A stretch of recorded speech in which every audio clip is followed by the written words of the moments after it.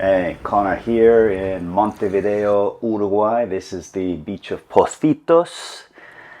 Beautiful sunny day here. I've been here for a week in Montevideo teaching at IESE Business School, IEEM in Montevideo. And this is the 15th time I've been in Uruguay.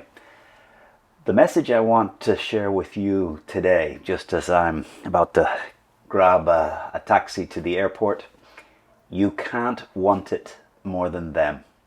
As a leader in a business, I've been leading the business of Vistage for the last 7 years in Spain, and for the first few years I would be pushing and encouraging and working with people, and sometimes I realized I wanted their success more than them.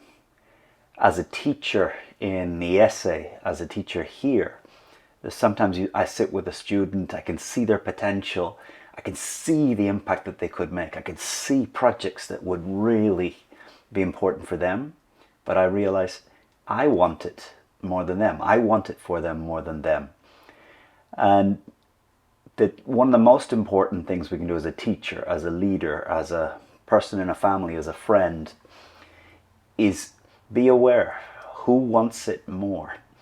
If you want health for a friend more than they want it, it's not going to happen. You're going to be pushing and pushing, and it's going to be frustrating.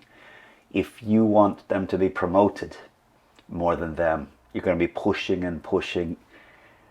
The question as a leader, as a friend, as a coach, as a teacher, is how to work with other people to help them want it more than you want it.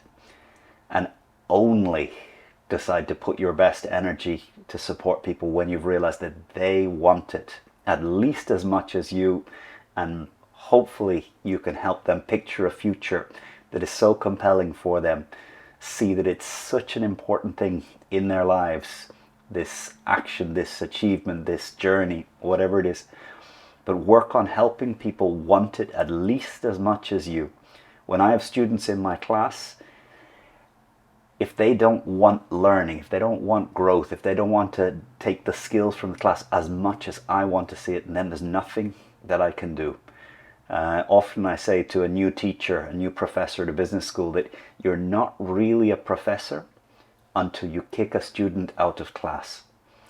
And you can't teach when the students aren't ready. You can't teach, you can't help people grow if a student has decided that they already know it, or they're not going to do the work, or that this isn't relevant for them. And in a group of 70 people, all you need is one cynic, one person who's decided that this doesn't matter, to take down the level of commitment of the whole group. And for me, it took me several years to have the confidence and the clarity and get really clear, what is it that says that this student is not allowing the room to be a group of people who want it, and remove them, and knowing that removing them is the most important thing you can do to create an environment in front of you that is willing to do the work, an environment, students that are here and they want the learning as much as I want to do the teaching. And I can only teach when the student is ready to learn. So for me, this thing is, when you're asked to help, make sure that the other person really wants it. They're not just going through the motions. Before you give your best mentoring, before you give your best encouragement, before you give your best advice and frameworks, make sure the other person really wants it at least as much as you want to see them succeed.